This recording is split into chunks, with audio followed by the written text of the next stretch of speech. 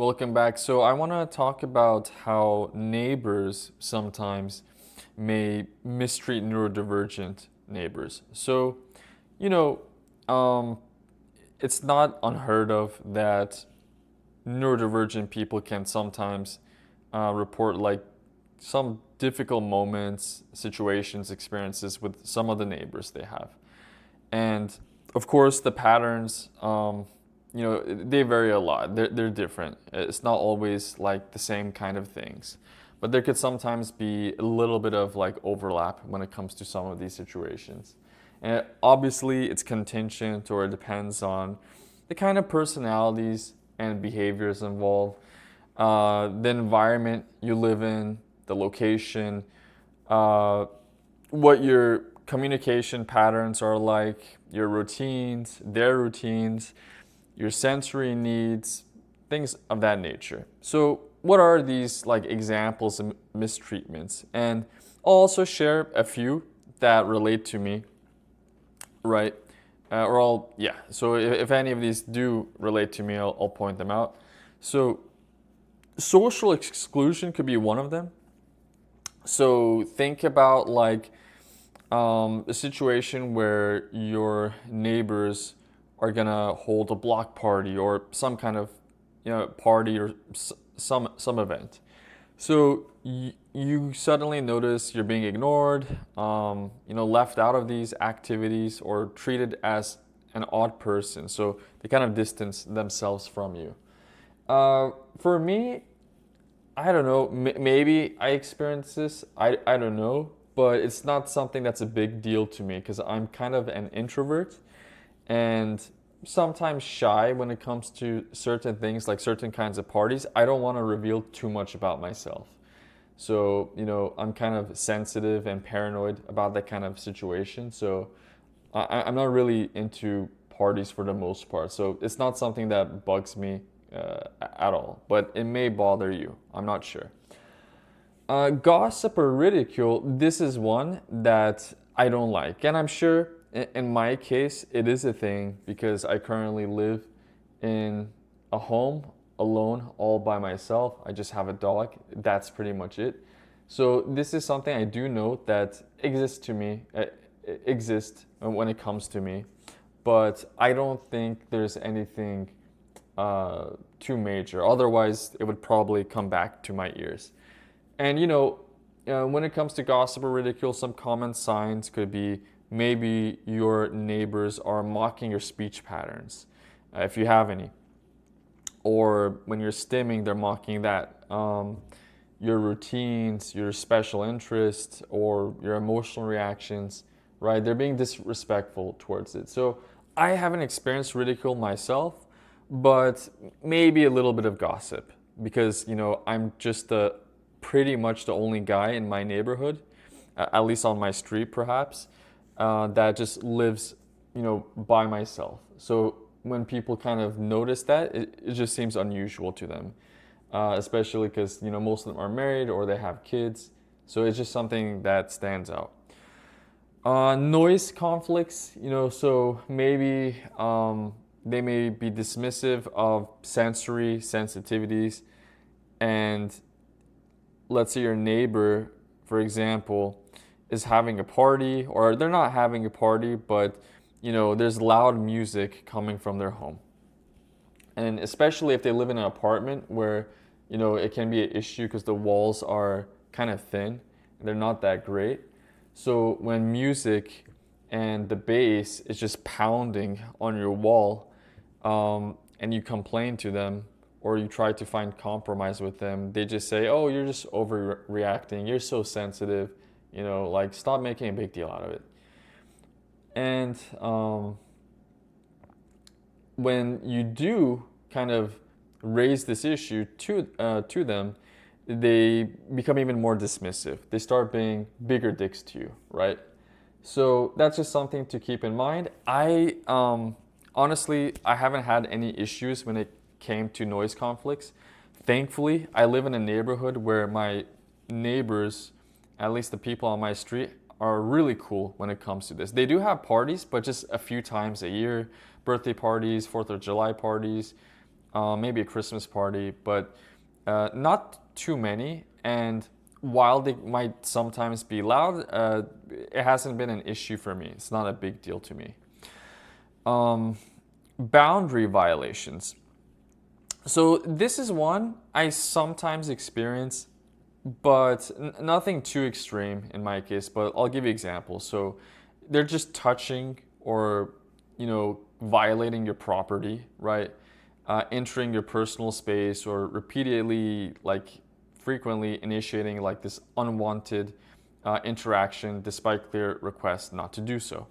So a good example could be maybe somebody park their car on your driveway or next to it or something, and maybe you don't like that because maybe you can't park your car depending on the situation. I don't know, but some people do face problems when it comes to this. But it happens between neurotypicals as well.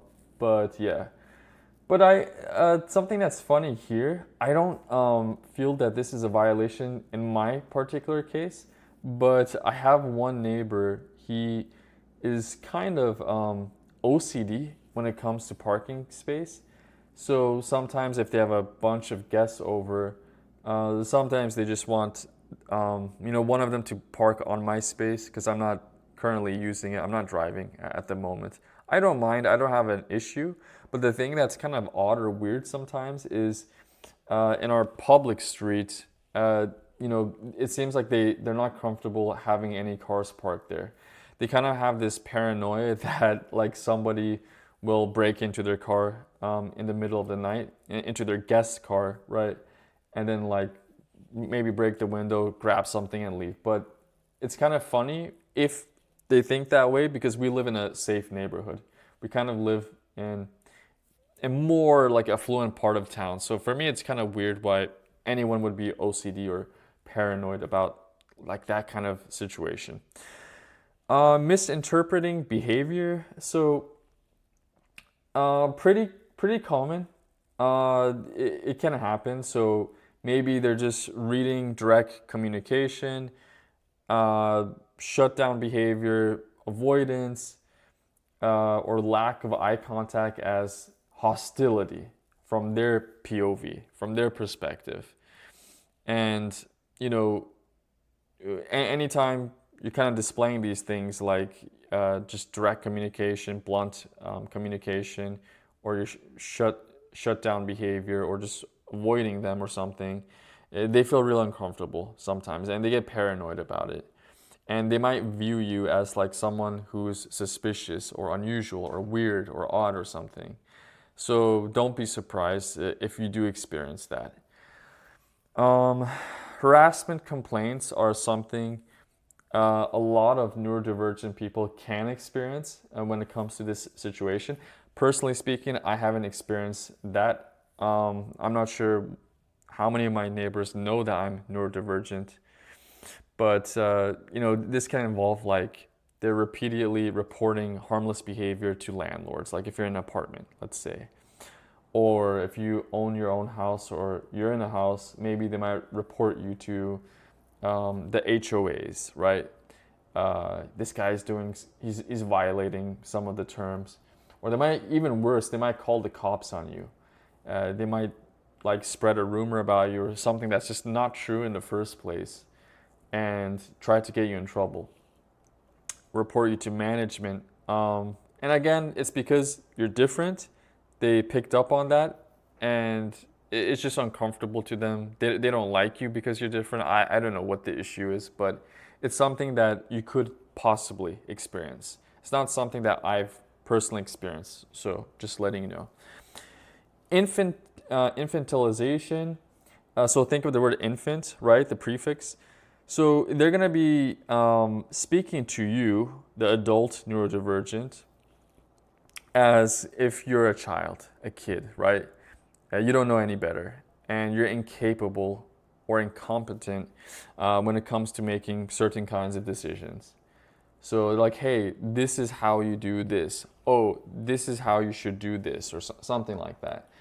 Again, I haven't personally experienced it. It hasn't been an issue in my situation, but maybe for some of you it could be. Aggressive neighbor policing. I think this one is something that's more prevalent. And if you're like a person who's neurodivergent, it sticks out, right? Or you're just a lonely person, right? You're not living with anyone else, or maybe you're a member of the LGBTQ community, or you fit some other kind of demographic.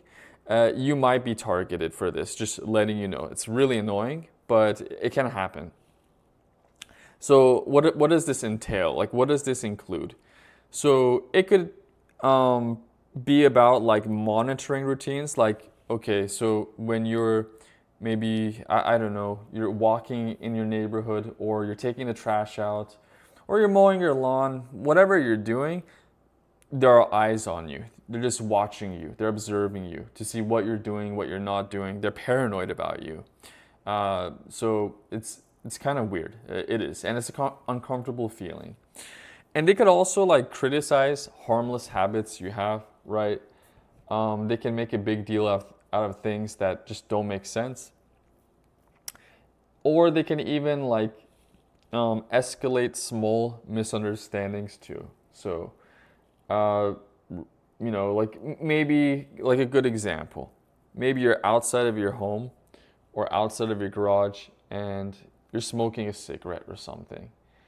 And then maybe somebody calls the police and says you were smoking weed in front of their kids or something like that. I'm just making something up. So, they can use some weird situations to create some unusual kinds of misunderstandings and try to micromanage your behaviors. And sometimes mistreatment is overt. It's really obvious. It's very apparent. But other times, depending on the situation, it could be something that's subtle, something that's not as like direct. So if that is the case, if it is subtle, then expect to experience things like persistent aggressive behavior directed at you, like hostility, or sometimes it could be more passive aggressive behavior, right? Again, exclusion. They don't want you involved in something, or they're just treating you maybe as someone who's a stranger, a complete stranger to them. You're socially unwelcome. So keep those things in mind. And it's also common for misunderstandings to occur both ways, both directions. Let's be honest here. So neurotypical neighbors, your normies, they may misread, misinterpret some aspects of your traits and characteristics, like the way you communicate to them, or if you're forgetful about something. While with neurodivergent neighbors, maybe they may not realize certain neighborhood norms or expectations that are important to others, right? Whatever they are, it really doesn't matter. So the thing is, even if you are making mistakes, obviously that doesn't mean that they have the right to bully you or harass you. That's unacceptable. But it does explain why sometimes conflicts can escalate, because people, they just don't understand each other any better. So anyway, just wanted to go over that. This hasn't been a major issue in my life, just a minor one. Like sometimes, at least in my case, I'll have some neighbors that stare at me in a kind of uncomfortable way. I don't like it. Just sometimes you'll see some weird things or weird behaviors. Like, let's say if I open my garage door for just 20 minutes just to kind of ventilate my accommodation, my place, they might think that I'm drunk or I'm high or unaware, and that I accidentally click the button and I'm unaware that my garage door is open. So sometimes they may be just looking out for you, but other times they may be worried that you're incompetent or something. So that's just a common example. And they might send you a text message, hey, your door's left open, or this or that. So don't overthink it. Sometimes they're just showing genuine care, but maybe in other situations, they think like you're intoxicated or something's wrong with you. So it really just depends on what's exactly going on here. So yeah, please like, share, and subscribe, and I'll see you in the next one.